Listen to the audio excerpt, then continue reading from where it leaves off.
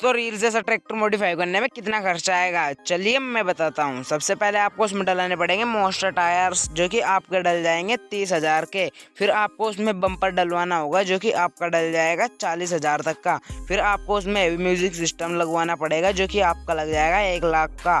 फिर आपको उसमें डलवाने पड़ेगी फाइबर की वुड, जो आपकी डल जाएगी 30,000 की।